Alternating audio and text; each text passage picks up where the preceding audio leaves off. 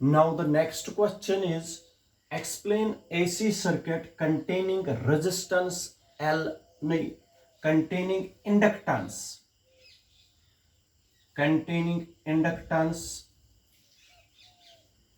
L only.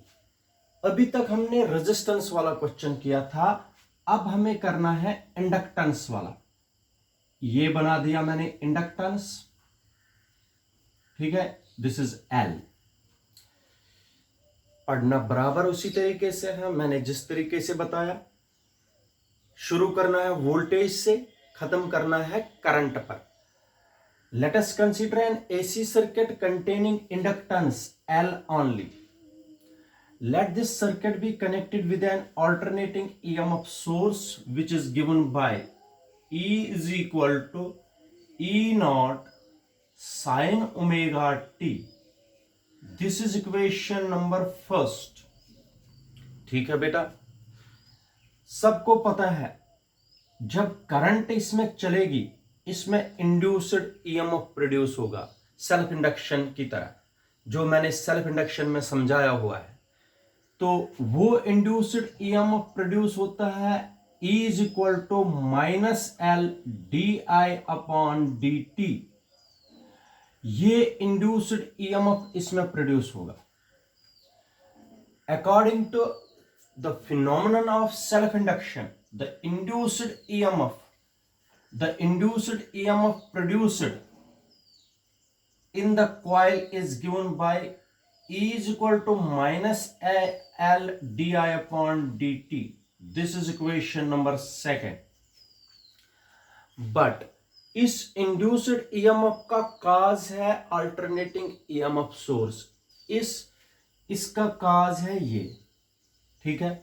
Induced EMF का cause है alternating EMF source. But according to Lenz's law, induced EMF always tries to oppose its cause. Induced EMF अपने ही cause को oppose करेगा. According to Lenz's law, E is equal to -E. क्योंकि Lenz's law बोलता है अगर ये induced EMF इसमें produce हुआ, ये अपने ही cause को oppose करेगा. cause इसमें है alternating EMF, ठीक है. E ये यहां पर लगा दीजिए, ये वैल्यू E का वैल्यू यहां पर पुट कर दीजिए. शाबाश, क्या बनेगा? -E is equal to -L di/dt. Minus minus cancel, E is equal to L di/dt.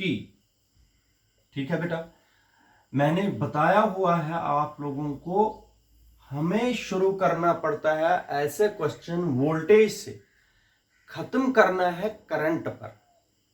इसलिए करंट है यहां पर, इसलिए this implies that di/dt is equal to E/L. ठीक है, this implies that di is equal to E/L into dt. ठीक है, this is equation number third. अब बेटा E का वैल्यू क्या है? यूजिंग फर्स्ट E का वैल्यू क्या है? E naught sine omega t. शाबाश, तो क्या आएगा? di is equal to E का वैल्यू है E naught sine omega t upon L into dt. ठीक है बेटा, अब di से हमें निकालना है I, वो निकलेगा इंटीग्रेशन से. di से जब हमें I चाहिए तो इंटीग्रेशन करनी पड़ेगी. Integrating on both sides, integration कर दीजिए बोथ साइड्स. हो गया di is equal to E/L को बाहर निकालेंगे, E नॉट अपॉन L को बाहर, integration of sine omega t dt. ठीक है बेटा, बस I की तरफ हम जा रहे हैं. di पहुंच गए. di की इंटीग्रेशन शाबाश। डी आई की इंटीग्रेशन है I is equal to E not upon L.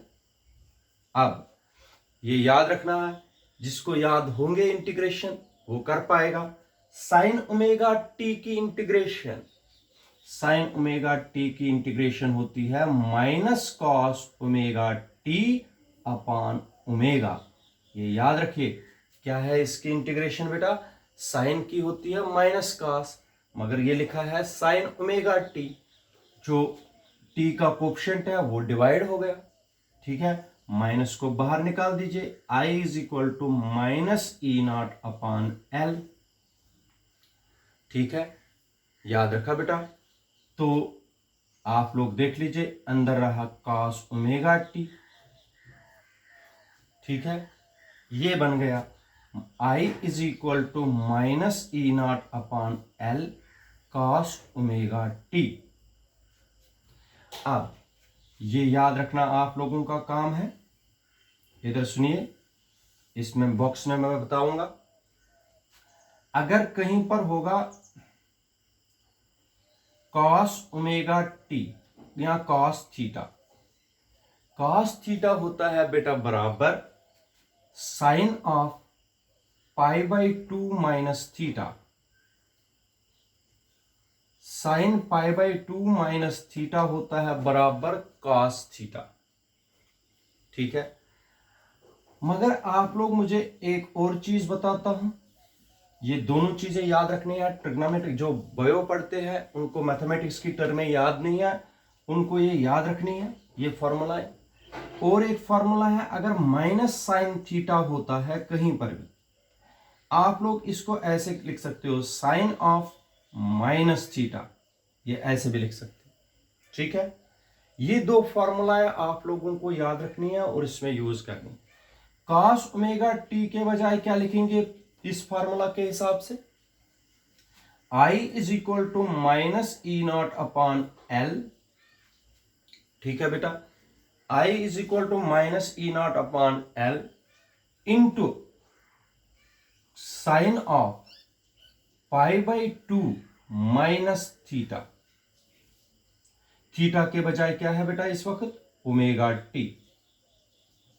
ठीक है, अगर मैं ये माइनस साइन एंगल के अंदर लूंगा, ये वाले माइनस साइन इधर लेंगे, ठीक है, तो आई क्या बनेगा, E not upon L sine of, minus बन जाएगा ये बन जाएगा माइनस माइनस प्लस, तो इसका मतलब हो गया omega T minus pi by two.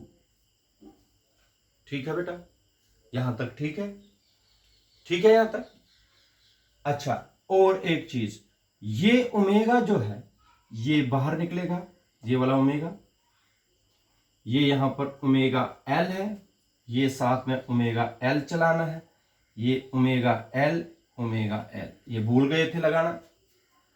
ठीक है बेटा, ओमेगा एल, ये जो हमें अब पुट करना है, put I E not upon omega L, put E not upon omega L is equal to I naught. ठीक है बेटा, ये इधर देख लीजिए, ये जो ओमेगा एल है, या अभी बताता हूं, पहले हम कंप्लीट करेंगे क्वेश्चन। तो आई किसके बराबर आएगा, आई नॉट, इस पूरे के बजाय क्या लिखा हमने, आई नॉट हो गया I not sine of omega T minus pi by two. ये हो गया, कहां से हमने शुरू किया था, वोल्टेज से, खत्म कहां पर किया, करंट पर। This is equation number 4। Voltage से शुरू किया था, करंट पर खत्म किया। ठीक है बेटा, आप लोग देख लीजिए, एक चीज आप लोगों को इसमें मैं बताता हूं, वोल्टेज से शुरू करना है, खत्म यहां पर करना है, मगर इधर देखो, इसमें फेज था ओमेगा टी, अब यहां पर कहां पहुंच गए हम, omega T minus pi by two. अब पहले टाइम डायग्राम डालनी है, फिर सर्किट डायग्राम, ये वेक्टर डायग्राम या फेजर डायग्राम डालनी है। वो आनी चाहिए आप लोगों को। तो एक यहां पर मैं आप लोगों को अब फेजर डायग्राम्स और ये बना के देता हूं, आप देख लीजिए, बड़े इंपॉर्टेंट क्वेश्चन है। तो सबसे पहले E is equal to E not sine omega T, I कितना आया, I not sine omega T minus pi by two. ठीक है बेटा, ये है अब दो इक्वेशन है हमारे पास, मगर किस में, इंडक्टेंस में। तो जब मैं इसमें टाइम डायग्राम डालूंगा, आप ध्यान से सुनिए,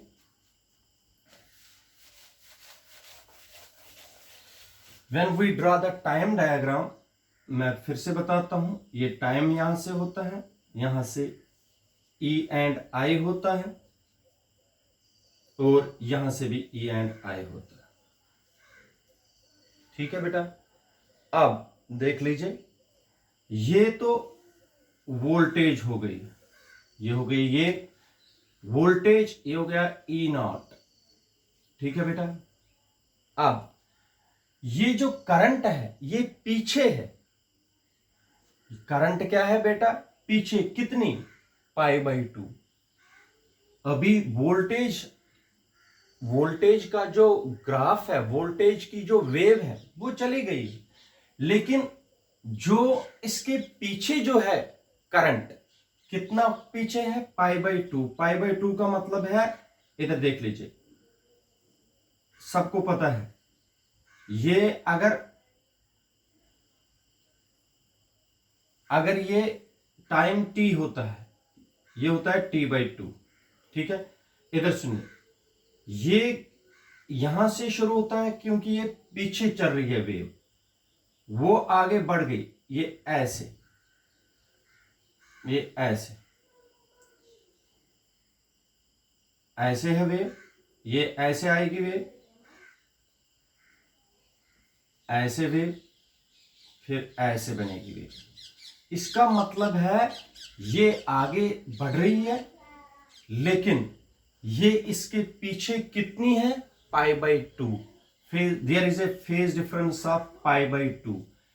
करंट और वोल्टेज में कितना, ये आगे चल रही है, ये पीछे चल रही है, बाई पाई बाई टू। ये हो गया टाइम डायग्राम। और टाइम डायग्राम, और अब मैं डालूंगा फेजर डायग्राम, इसमें तो ज्यादा ही समझ आएगा। इधर सुनिए, वोल्टेज हमेशा फर्स्ट क्वाड्रेंट में रखना है, ये this is first quadrant, second, third and fourth, ये है ई नॉट, और ये इसके साथ टाइम एक्सिस के साथ बनाता है एंगल ओमेगा टी। वोल्टेज, लेकिन ये याद रखना, ये वेक्टर है, ओ से हमने वेक्टर को रिप्रेजेंट किया, ये वेक्टर एंटी क्लॉकवाइज मान लीजिए चल रहे हैं, ऐसे, ये ऐसे चलेंगे, ऐसे चल। ई नॉट अगर यहां पर है, ठीक है, इसके पीछे जो वेक्टर है वो है करंट, मगर कितने एंगल से, पाई बाई टू। अगर ये फर्स्ट क्वाड्रेंट में रखा तो करंट है फोर्थ क्वाड्रेंट में, ऐसे, इधर देख लीजिए, ये है करंट। वोल्टेज और करंट के बीच में there is a phase difference of pi by to.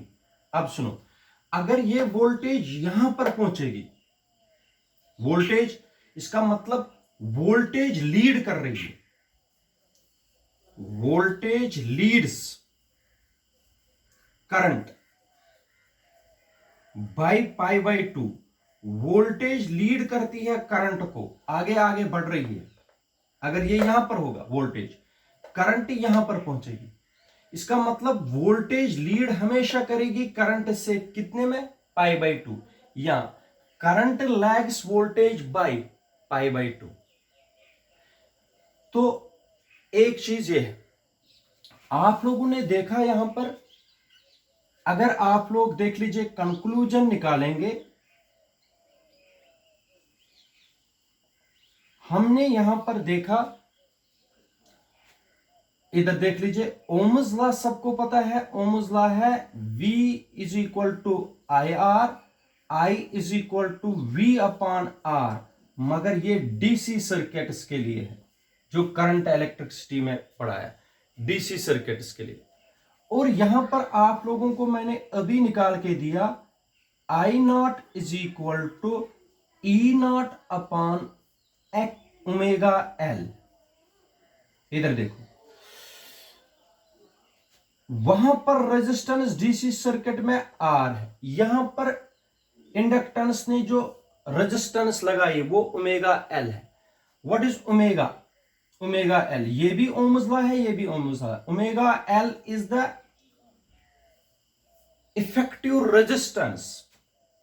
Omega L is the effective resistance.